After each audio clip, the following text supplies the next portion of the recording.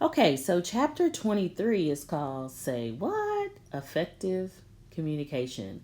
So this chapter is really going to be a review over some of the things we talked about in the fall when it comes to different forms of communication. But I would say now is a really good time for us to talk about this again, since now our learning environment has changed so much. It's still good for us to talk about ways to properly communicate with others. So here are objectives for this chapter, chapter 23.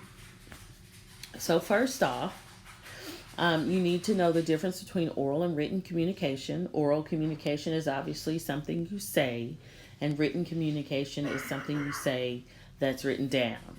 So, in the workplace, when we start thinking about those marketable and transferable skills, we know that it's critical for workers to be able to communicate effectively both orally and in writing. And we also know, if you recall before, and this is an excellent test question, that 90% of communication is nonverbal. So it's not just what somebody says, it's the body language, it's their facial expressions, it's all of the things that don't come out verbally that really speak to us. It's not what you say, it's how you say it. And we know from research that the number one cause of issues in relationships, whether it's a personal relationship, whether it's a friendship, whether it's a professional relationship, is some type of failure to communicate or some form of breakdown in communication. So we all have to be able to express ourselves in multiple ways. So you need to know the difference.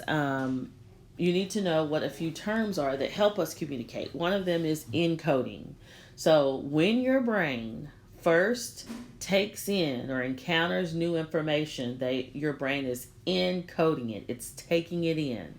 So when a person sends a message to you, either verbally or non-verbally, you encode it in your brain.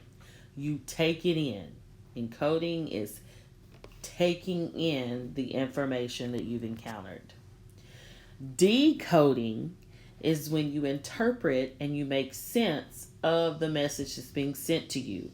So when somebody says something to you, either verbally or non-verbally, you take it in, you encode it, and then you decode it. So you interpret what they've said, you receive their message. And we know that sometimes there's a difference between what somebody intends to say and how that message is decoded. And that's what hurts our communication. We also have senders and receivers. So all communication that we receive requires two participants. You've got to have somebody sending the message and somebody receiving the message.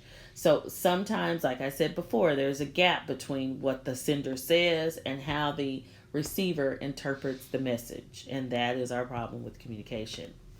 In written communication, this is very important for us right now because I'm sure that you are sending lots of emails back and forth between you and your teachers and things like that. So it's very important for you to know when it comes to written communication, if you're sending an email or writing a letter or turning in a paper or writing a book or anything like that, you are the sender of the message. And then whoever reads that message is the receiver.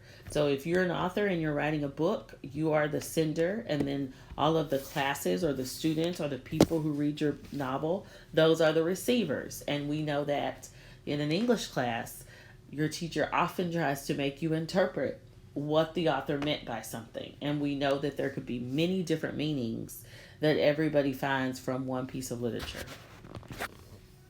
So there are 10 musts for writing good emails. And we're really going to focus on nonverbal writing of emails because we're probably doing a lot of that.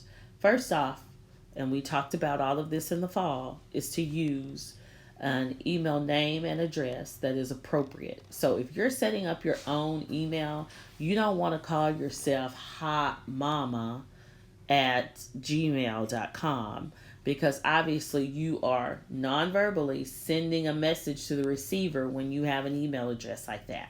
So you always want to have either your name, whether it's underscore, last name, first name, or whatever, you want to have something that seems appropriate.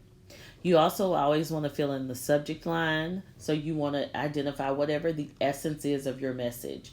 If you're sending a message about your grades, then maybe you could title your message Grades. You want to always begin with a proper opening salutation. So, dear Miss, or Mr. or Mrs., or to whom it may concern. And if you're writing to a professor, it's always good to have your name, your student ID number, and then also the course and section number. Because especially when you get at a regular university, the professors are going to have so many sections of students, and they may not be able to identify you quickly if you don't put that information. So it's a way to help make things a little easier for them. You also want to be precise. You don't want to be long-winded or talk too much in your email. You want to get to the point. Don't ramble on and on and on. People don't want to read a bunch of rambling when it comes to an email. You want to include capital letters at the beginning of each sentence and periods at the end of each sentence. So you want to make sure that you're using proper grammar and that everything's spelled correctly, and that you don't send an email that's improperly written. Because people are, again, they're getting impressions about you by seeing those things. And again, making sure you capitalize the I, because that may not happen just automatically for you. And a lot of students have been doing that. Also, don't use abbreviations or text speech or, acronyms or anything like that, because you never know how the receiver will take that. And then always proofread your email before pressing send, and write thank you at the end as well. So I know, even though we wrote an email in the fall, we're going to practice that again, just because this is a good time, because we're doing that so much. So one of your assignments for this week will be to correct an email that's written incorrectly and to submit that in Google Classroom. So you get some practice. Okay, another part of communication is listening. So not only can you send a message, listening and actually being able to interpret and receive that message is also important. So listening is what leads others to perceiving you care and that you're interested in them. We all, remember, 90% of communication is nonverbal. So we all send nonverbal cues when somebody's speaking. So do you nod? Do you smile? Do you make eye contact? Because those are good listening nonverbal cues to send. If you actually think about it, have there been times when you were trying to listen to two conversations, so you were breaking eye contact and looking at somebody else?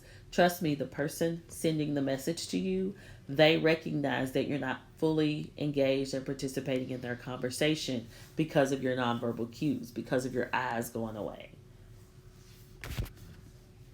So there are also 7 listening skills. So to indicate that you're listening to others, you should always ask questions to show you're interested. Stay focused on what's being said in the moment. So don't start thinking about how you're going to respond. Just stay focused on what the person is saying. Interpret those nonverbal cues. So even if somebody's telling you they're fine, but you can tell by their facial expressions they're not fine, you can tune into that. Understand the rationale behind what's said. So that means you've got to read between the lines. And trust me, ladies are really good at this, of saying one thing, oh, everything's fine, but really wanting you to interpret it some other way. So I feel like sometimes if we think about the bell curve, guys might struggle with that a little bit. And the girl says, oh, she said she was fine, when really she wanted more attention or something like that. And girls tend to recognize that because they know, oh, I do that too. You want to look beyond the words to fully understand meaning and intention. So again, understanding the rationale behind what's said. You want to have perspective take and showing empathy. Put yourself in the other person's shoes. Let them know that you understand how they feel in the situation they're in. And you want to use good reflection skills. And we'll talk about what some of those reflection skills are later. So, along with the skill of reflection, you want your responses that are given to a person to confirm that what they've said has been heard. So it's almost like repeating back to the person what they've just said to you. The skill of reflection helps accomplish all of the other good listening skills. And it's so important to reflect because people really want to feel heard and to feel understood. Not to be right. People want to just know that, hey, you heard me and my feelings are valid to you. Like, I'm not just doing this and talking in vain. And that is everything you need to know about effective communication.